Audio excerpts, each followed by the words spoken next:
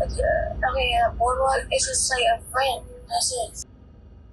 Taylor Elkins looked detectives in the eye and said, He slammed the door in my face and basically told me, stay out of it, like, mind your own business. And that's what I want to say on. I'm my own business. Like, I did leave. calm, casual, practiced. The detective didn't argue. He didn't shout. He simply leaned in and asked, How did you walk out with the pills and how did you dispose of them? That single question shattered her entire timeline. Because to answer it, she had to place herself exactly where she swore she wasn't.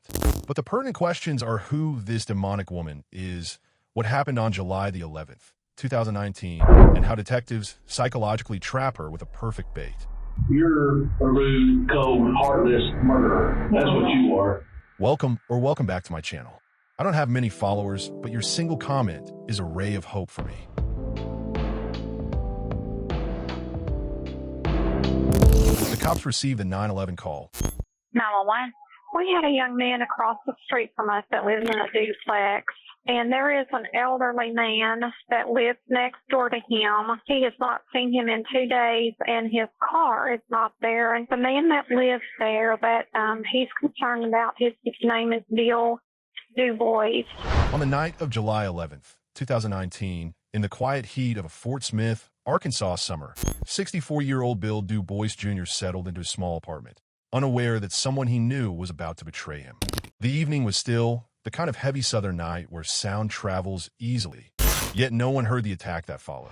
Sometime after midnight, Taylor Elkins, a 21-year-old neighbor with a growing drug habit, arrived at Bill's door with a plan to hit a lick for pills, cash, or anything she could trade. What began as a robbery spiraled when Bill resisted. He was beaten to death inside his home, the room left in disarray, a television ripped from its place. By morning, his car was gone, driven by Elkins, and his body lay undiscovered until relatives called for a welfare check. Hi, Miss Susan. I'm Officer Hendricks. I'm sorry meeting you under these circumstances. I know you. Know me? I've seen you at Northside Games. I have been there. I can tell by the way you're acting that you've already been notified, okay? First of all, we're very sorry for your loss, okay? If you want to sit down for a minute. No, I'm fine. Okay, all right. Okay. It might be better on your legs. Yeah.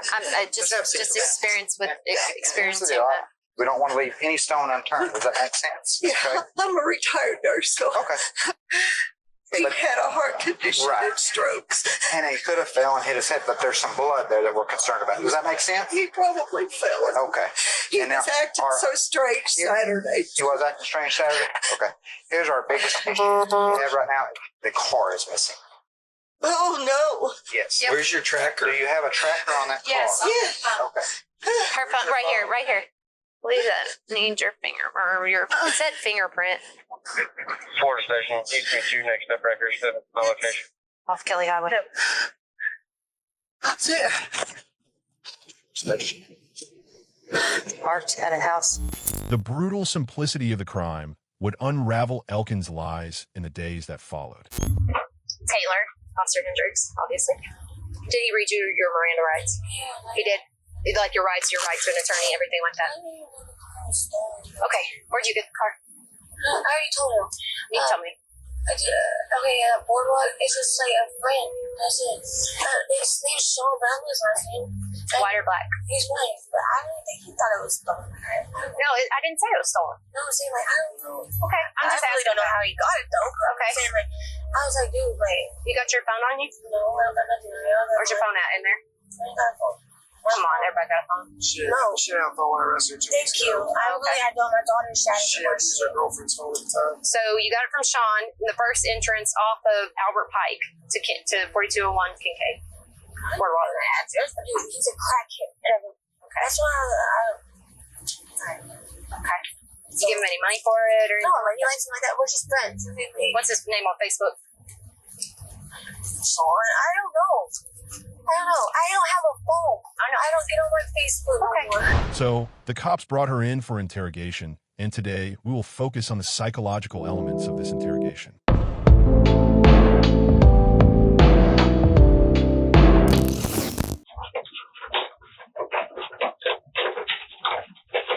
Hold that open while you do that. So what do you go to then, detective? Mm-hmm. Oh.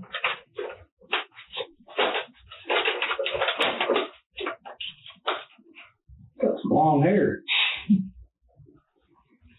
You wouldn't know anything about that, would you, Mitchell? No. I'm just trying to keep a hold of the short hair I got left. How long has it been since you lived over there? About 2 years. Oh, man, that's been a minute. Hey, before they finish with this, listen to me. Mm. They put on here that they want to take hair samples, but what about, do you have objections to them taking samples from your fingernails too? To No. help prove that? I already did that. Did they? Yeah. No, we didn't take your fingernails. We just swabbed them. Oh. You don't mind at all? No, What I'm gonna do is I'm gonna put fingernails too. We have our initial. Yeah, they all my nails? Yeah, they just trim on it. And if you would put your initials or sign down there under that where we've added the fingernail part of it. Before the interrogation truly begins, detectives request hair and fingernail samples as if it's routine. They watch how quickly she agrees, how anxious she becomes, and whether she hesitates. This is a compliance test rooted in foot-in-the-door theory, Friedman and Fraser, 1966. Small, non-threatening requests soften psychological resistance. If the suspect complies easily now, she's more likely to comply later when the questions become more serious and incriminating. We'll be back in a minute and we'll do your fingernails. Oh, God, I didn't know. So what? You got to do a little bit. What we'll do is we'll clip them the best we can and we'll scrape the rest of what we can. It does not sound good. Just like cleaning them. Yeah.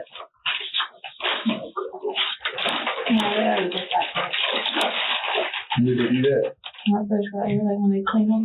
Or did they swab them Yeah. just with the? Oh, okay. This is a little bit different.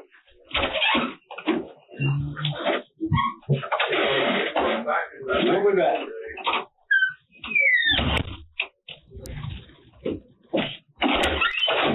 Alright. Question for you. Where the hell did this come from? Oh, they brought this in, didn't they? Okay, so when you left McDonald's, how would Joe have gotten into those duplex? Notice how they keep her in a controlled environment, sitting, waiting, compliant, with detectives coming in and out. She is denied stable control over the conversation or her surroundings. This taps into situational power theory, Zimbardo, 1971, which shows that removing autonomy creates psychological vulnerability. When the suspect grows dependent on the interrogator for direction, comfort, or even conversation, she becomes more pliable to suggestion and confession. He didn't absolutely 100% did not have the key to that duplex. Mm-hmm. What about your grandfather? Did he have a key to Bill's place? Mm-hmm. But you did. I have the keys to the home. Well, after it happened, that you didn't know it happened, but after Joe had the TV, did you go back up there and lock the door? Mm-hmm. You didn't lock the door. Mm-hmm. You didn't go back up to Bill's door. Anybody could lock the door. Not common. Not real common, especially when you have to have the key to lock it. It's one of those kinds that you have to have the key. I'm asking. No. Well, no, but I'm just saying this is pretty important because obviously you're the one that had a key. There's no other set of keys. There's one set of keys. My landlord said there's one set of keys. And you had those in your possession. So where are we missing? I didn't lock the door. And there was no forced entry to the duplex, which means he kicked the door. If Bill was asleep, the door was locked. How did Joe get in? Bill could unlock. Bill could open the door. The detectives repeatedly bring her back to the locked door, the single set of keys, and the lack of forced entry. These facts anchor her mentally to a point she cannot escape. This is rooted in anchoring and adjustment theory, Tversky and Kahneman, 1974. By establishing an unmovable foundation, that she alone possessed the key, her story must twist around this point, eventually exposing contradictions she can no longer maintain. Anything else that you haven't told us that you think might be important to this investigation that's going to come up later? You sure? I told him. Well, I know you talked to 2 or 3 different detectives and you've told a variety of things. Your story's kind of up to. Yeah. You seem sober now. Yeah, because I am. Yeah. I know you're tired and frustrated and this is really irritating you, but. And that's why I just tell the story and they're going to have it. Take the story. Tired. You think Joe? Did Joe ever say anything to you? He was telling me about the problem. He was set on that. So, you think Joe's going to put this back on you again? Of course. He knew what he was doing, but not coming live on TV. He knew what he was doing. It's okay. Why is it okay? Because I know I didn't do it. And I'm actually now telling you all the truth. You see, it's hard to believe after so many different versions. I don't understand that. The first 2 days I was high as shit. Y'all are questioning me. On what, man? On meds, on pills, on So everything. how does that work? Using meth, a stimulant, and that? Pills and opiates, stimulant for me too. For you, and then hypes you up. Yeah, I don't do downers. I don't do benzos or nothing. So what does oxy do to you? How does it make you feel? Detectives reference her earlier interviews and different versions of events.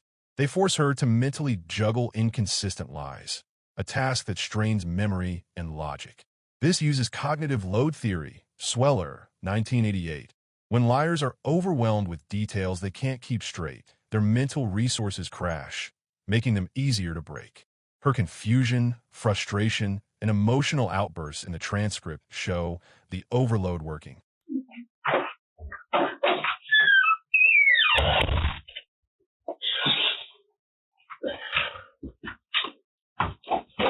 Okay.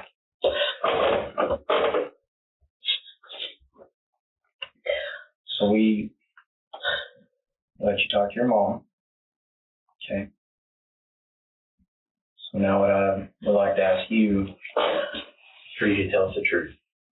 That's true. I mean, I told y'all the truth today, but I didn't tell y'all all of it. But I told y'all the truth. Taylor, then it's okay. Just start from the beginning. Whatever you told us in the past, we're not going to even bring it up. So just tell us from the beginning what happened and exactly the truth, the way it happened, okay? Joe came over that night. That's when he asked me where my sugar daddy lives and all that. That was true. I told him, he pointed out my uncle and said, no, that's where my uncle lives. And I told him where he lived. And he told me that when he asked me what he had in the house, and I told him that he didn't have shit. Like, he didn't have nothing to even do anything with. And then he told me that he's like, will you knock on the door? I knocked on the door. And then he went in. I left. That's when I went to McDonald's. And I came back. He told me he took care of it. Throughout the interrogation, detectives match her tone.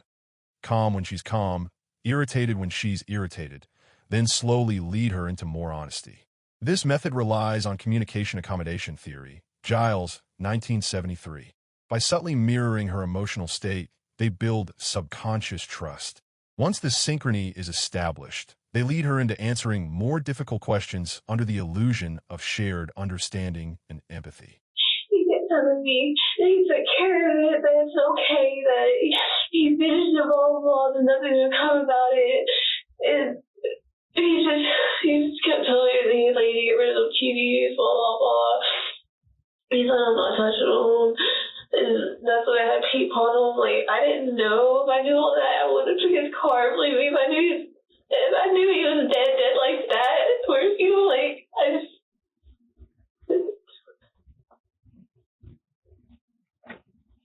I didn't know. When Joe told you this, did he tell you in person? Yeah. Okay. And while you were at your house at the duplexes, did you see Joe after McDonald's? Yeah. And what was Joe doing? He was with the TVs in the car. He told me to see me at the casino later. That's when I seen him, and he told me, I kept asking him, like, what happened, you know, like, what happened? What did you do? Like, he drove bitches. I was telling him, like, what did you do? Like, what? Like, he would tell me all of it. He just said that he got him that everything's okay. And I asked him if he was okay. He told me, yeah, he took care of it. That's the truth. Okay, y'all finally got everything out of me. That's all. Well, we appreciate you being honest. That's what we wanted. Okay. I'm scared. Okay. And like I was telling you down there, I understand that you're scared. Okay? I'm not dealing with what you're having to deal with, but I can understand that it's got to be hard. When she begins shifting blame to Joe and expressing fear, detectives validate her emotions. They say things like, I understand you're scared, and hint that her role may have been smaller. This is the minimization tactic grounded in neutralization theory, Sykes and Matza, 1957, which argues that offenders confess more when provided a moral justification. By offering emotional excuses, fear, drugs, pressure, detectives suggest that telling the truth will relieve her guilt rather than condemn her. So you went up there to knock on Bill's door. What was that exactly? Yeah, I told him. What you think it was? He backed up. Bill backed up? Yeah. Because Joe was standing in the door? Yeah. Okay. No, what happened? And he just walked in. Shut the door behind him. That's all I needed to know. If you do that to somebody, let me see, you can't do it to me. Now, so you're at McDonald's, and Joe is Inside. doing whatever he is. Okay. And when you get back from McDonald's, what's Joe doing? He walked out the door, bro. When I was walking up, he walked out. He's like, here, put these in the car real quick. Were the TVs still in the house, or were they outside? No, he was bringing them out. And I guess he heard the car door shut. And when you're at the casino and you pull up there, then you carry a bag over. What was in the bag? Pills. That's it. There was pills in a bucket. How many pills? And there's pill bottles, like 6 or 7. And you said they were in a bucket. Mm-hmm. Was there anything else in that bag? No, I mean, I don't know. The detectives repeatedly highlight contradictions between who she says she is and what the evidence suggests she did. This pushes her into cognitive dissonance theory, Festinger, 1957.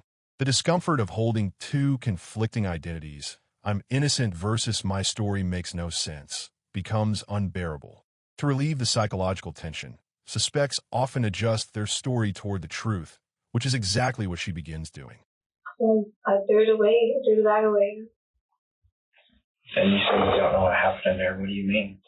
You just robbed somebody. Like, I don't want to be a part of that. You know what I'm saying? Like, I'm sure, like, I was thinking Bill was going to call the police or something. Like, I didn't ever think of somebody killing him. That was not on my mind. What did you think Joe was going to do?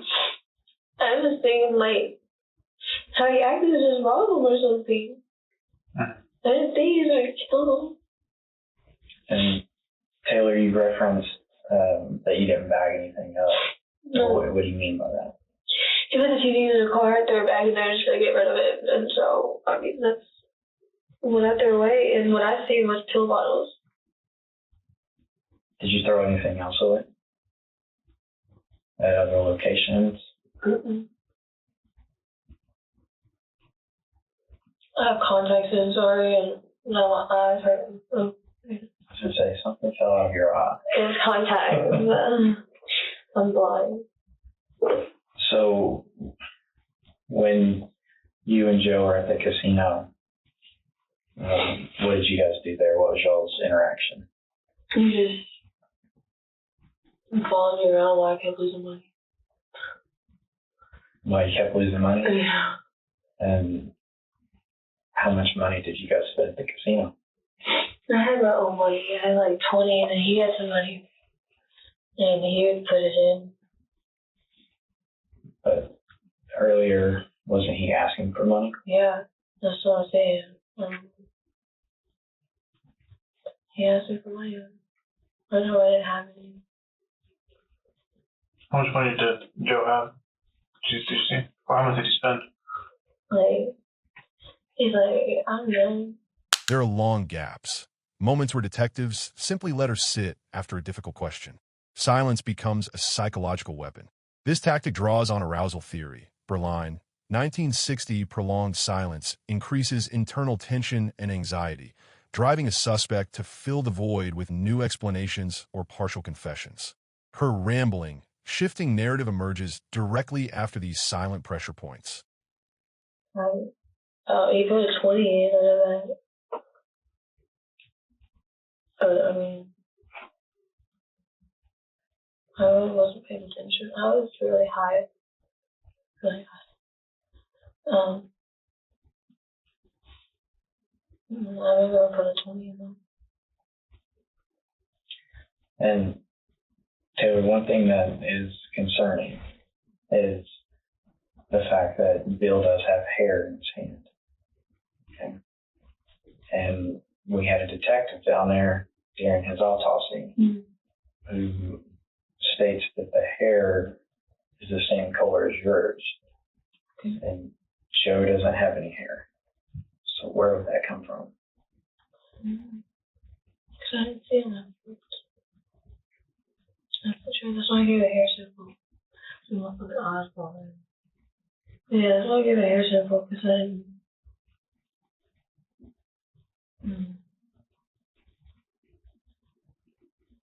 Did you ever see Bill after McDonald's?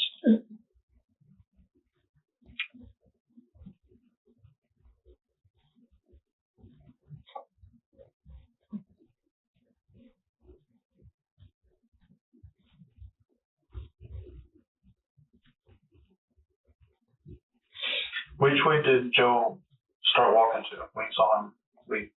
To the left. Which was he? Like that alley. Was he carrying anything with him? Just a little bag. What like paper sack, plastic bag? A plastic bag. You know what was in it? Did it look heavy or kind of like if he's carrying was like moving a little? Near the end, detectives introduce the critical bombshell.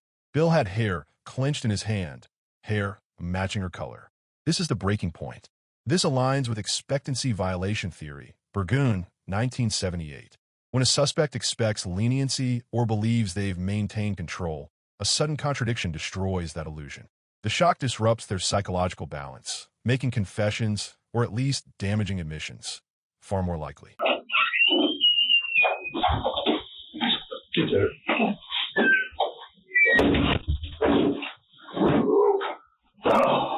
Test results are not good. Showing that you were showing deception. Deception? Mm-hmm. Oh, my goodness. Deception means that you're trying to deceive. You're not being truthful. I am. I am. I brought this in here to show you.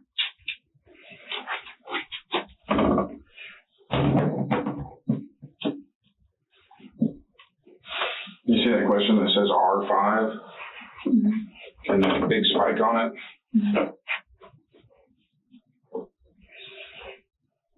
What does it mean? It means you were lying. About what? The R5 was when I asked you, were you present when he was attacked?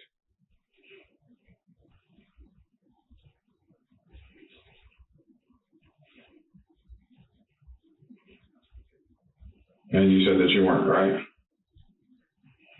In the interview, before we even started testing, when you were telling me your story, right? You told me that you knocked on the door, and when Bill answered, Joe went in, kind of bum rushed him, right? Yeah.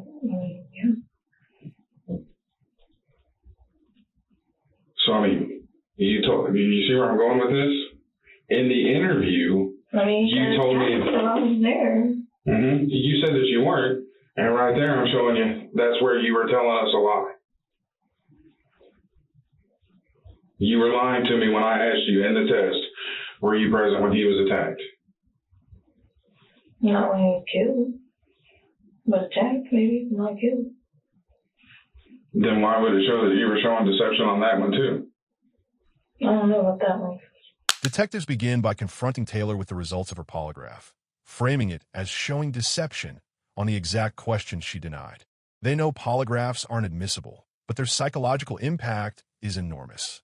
This tactic relies on authority heuristic theory, Tversky and Kahneman, 1974, where people accept information as true simply because it is presented by an expert. By claiming the machine caught her lying, they weaken her confidence in her own defense and force her to doubt her ability to hide the truth. Because the reading, I'm going to show you in just a second. When I ask you, did you kill him? Your reading is stronger than that. I had to turn the sensitivity down to keep it on the chart.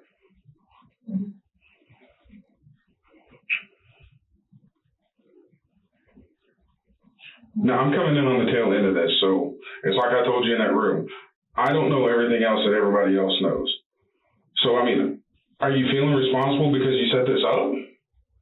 I didn't set up somebody to get killed. What did you set up, Taylor? Here's your opportunity. You got to complete. This is going to send you to prison. I didn't kill him. Hey, let's come clean, Taylor. Come on, quick. Okay, you said that whenever you and Joe talked, before anything happened, whenever he first pulled up, and he asked you about your sugar daddy, what did you set up? You said, hey, let's go over there and hit a lick? Basically. But you guys just went over there with the intentions of taking what?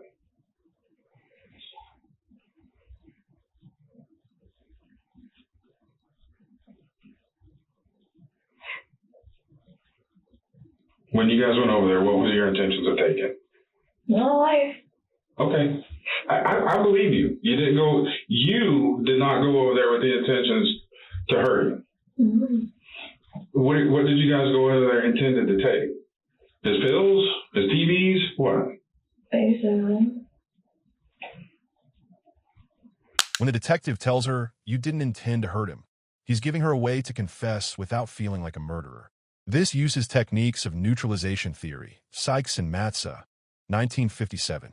By introducing socially acceptable excuses, fear, panic, drugs, influence from Joe, they help her psychologically distance herself from the worst of the crime.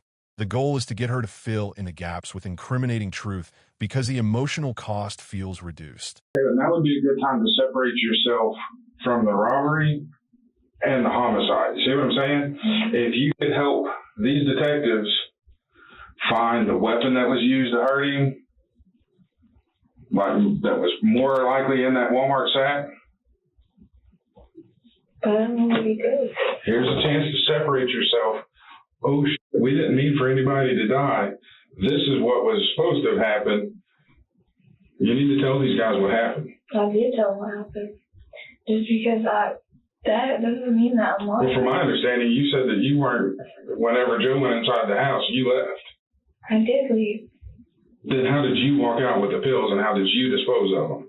Because when he was walking out, he handed me the shit. So you were still there when he was walking out. You see what I'm saying? When I came back, he was walking out. And I was telling you the truth. He was walking out and he handed me the shit. put it in the car. So yeah.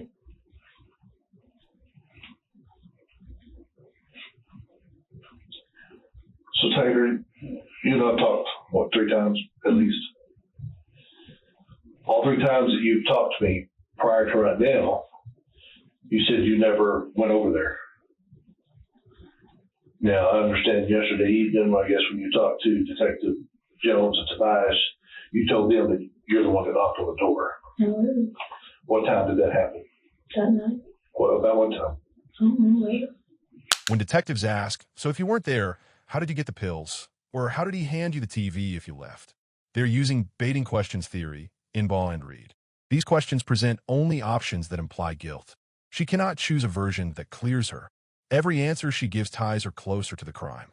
This corners her psychologically, leaving confession the only path that feels feasible. At what point was that? After I was TVs in the home. After who put them in there? No, I didn't put one in there. You put them. Okay.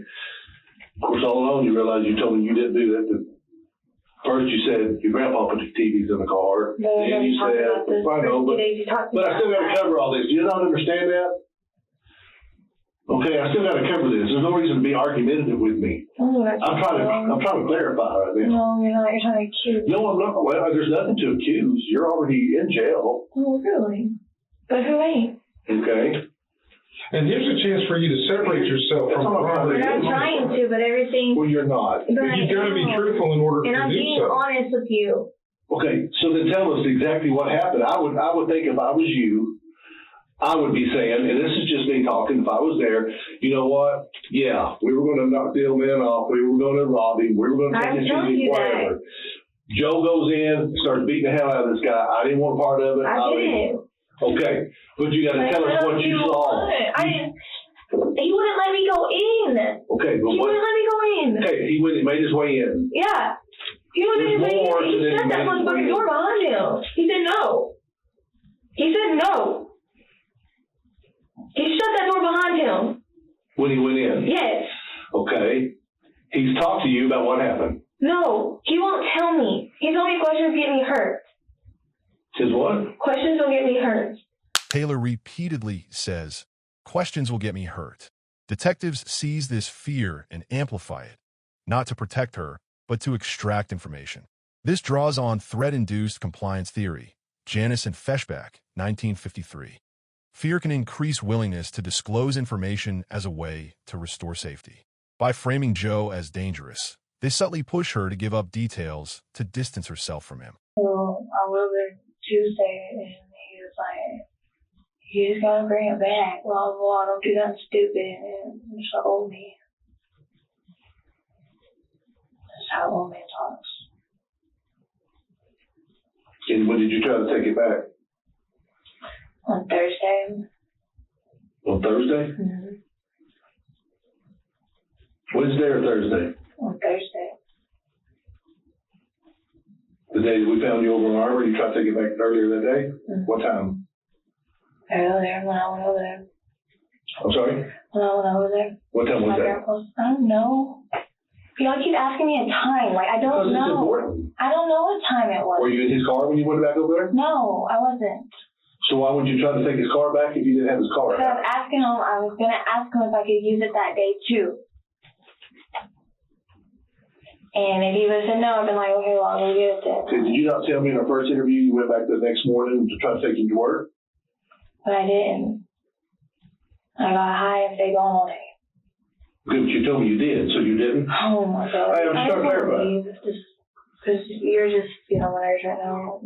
I'm not in the mood today. I've had it. Well, I really don't give a shit if you're in the mood or not. Of course you don't. All right? You're a rude person. I'm not a rude person. Yes, you are. You're a rude, cold, heartless murderer. That's what you are. No, I'm not. One detective abruptly transitions from calm to shouting, calling her a cold, heartless murderer. This emotional whiplash exploits affective disruption theory, Schachter and Singer, 1962, where heightened emotion destabilizes cognitive reasoning. A suspect under emotional assault becomes more reactive, less strategic, and more likely to confess to end the psychological pressure. Her defensive outbursts show the tactic working. Look at you. You have no defense for yourself. I'm not, though. Because you killed the old man. No, I didn't. I know what I'm capable of. Yeah, you're capable of that. You're right in the middle of all of it. And why you don't think you think you're so tough? I told y'all what happened. You ain't told us nothing. You make up everything to point the finger at everybody else. But I don't. You do, 100%. No, I don't. This is not going to go away. This is not going to quit. Okay. You're going to keep having your little nightmares that you have, and I hope you do for the rest of your fucking life. You killed that old man, and you're proud of it, and I'm going to show this to the juror, and they're going to put you in prison for the rest of your life if you don't get the death penalty. Like, you're screaming at me. Yeah, I am. But you know what? Because you're a murderer. No, I'm not. 100%. No, I'm not. 100%. No, I'm not. You know everything about this, and you're not telling us. I told y'all what happened. No, every time I try to ask you to clarify something, you want to get I defensive. do, but y'all, okay, but I told y'all Thursday and Friday when y'all talked to me, I was high as shit. Okay, are you high right now? No. Okay, so I'm trying to clarify. That's why I said I was high yesterday when I talked to I you. would think if I was fixed to go to prison for the rest of my life, maybe looking at the death penalty, I'd want to talk. I'm trying to talk to y'all, but you don't talk. No, you don't talk. No, you don't talk. You're accused. I'm accused of what it is because you're leading me to that. Give me something that I don't accuse you. What do you want? I'm telling you. I want the truth, Taylor, for one time in your life. I want the truth. I'm telling the truth. I'm telling you the truth. You're not telling me the truth. You're only wanting what you want to hear. No, I want you to tell them. You've told 8 stories you have told. I have told. Okay. So I need to find out what the real story is. And yesterday I told you the real story. What's the real story? What I just told you today. Okay, you never even told me that you knocked on the door till just right now. Okay, just because I didn't tell you doesn't mean I told you. You don't think it's important? Okay. Is it not important, Taylor? Okay, and I told you. No, you told somebody else who tells me.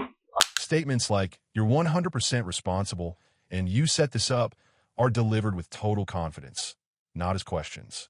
This taps into the confidence manipulation principle, Kassin and Keachel, 1996. When an interrogator presents guilt as undeniable, a suspect's internal resistance weakens.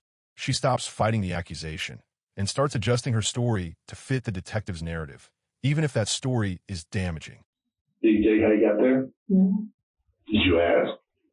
Do you have any idea? No. So while you're there with him, nobody else came up that was with him? He talked to me. Remember who you talked to? Mm-hmm. Is this different from the person that he scored the dope from? It was a guy or girl? A guy and girl. What did they look like? Do you remember what they were wearing? Can you help me with that? Do you remember what they were wearing? No. He talked to an older man. Separate from the guy and the girl? Yeah. Okay. He talked to 2 different guys. Okay, do this. Help me with this one. Let's try to stick on the guy and the girl real quick. What did the guy, can you describe anything, maybe what he was wearing, any clothes that he was wearing, colored hair, how tall, anything?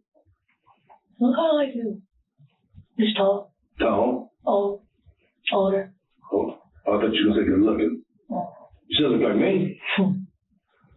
Oh, so he's old. Is that what you're trying to say? Yes. Well, it is pretty old. All right. And what was your conversation? Did they have any conversation? Did you hear anything said? I started walking a little bit up more, and I just waited for him. And he literally just talked for a few seconds, and that was it. Then y'all left the casino. Mm-hmm. And went back to Kavanaugh. Mm-hmm.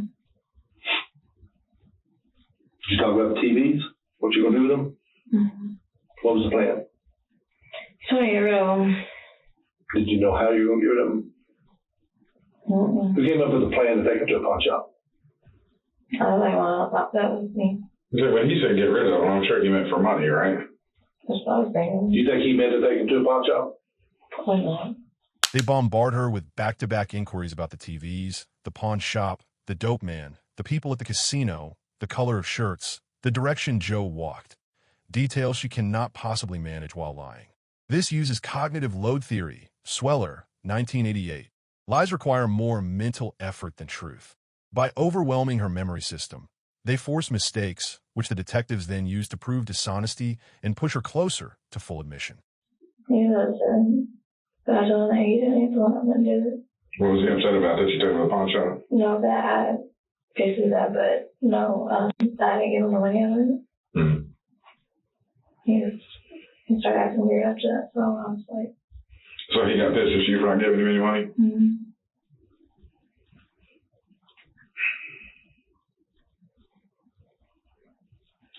So let's talk about his results alert just for a second. Why is that showing that you're lying on that answer? What's your explanation for that? I didn't kill him. I just feel like, knock on the door, let it put. So deep down inside, whether or not you want to admit it or not, you do feel responsible. I feel responsible for it, but I didn't do it. But you didn't mean for it to happen. You guys were just going to hit the lick?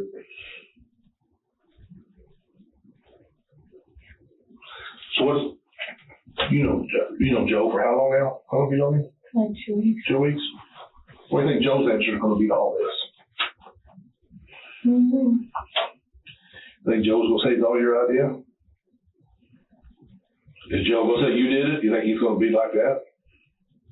Near the end, the detective asks directly whether she feels responsible. She finally admits she does. This technique is grounded in moral disengagement theory, Bandura, 1990. Once a suspect accepts moral responsibility, even partially, they become far more likely to admit factual involvement. Her admission that she feels responsible because she knocked on the door is the psychological crack that later becomes a full confession in prison.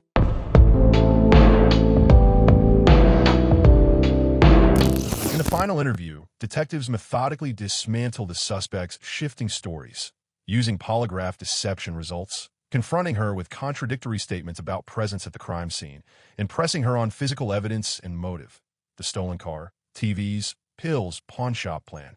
By oscillating between calm questioning and aggressive accusations, they strip away her denials and force her to choose between increasingly implausible lies or a version of the truth. Legally, the interrogation succeeds in locking her into a narrative of presence, participation, and intent, laying a foundation prosecutors can turn into a convincing first-degree murder case.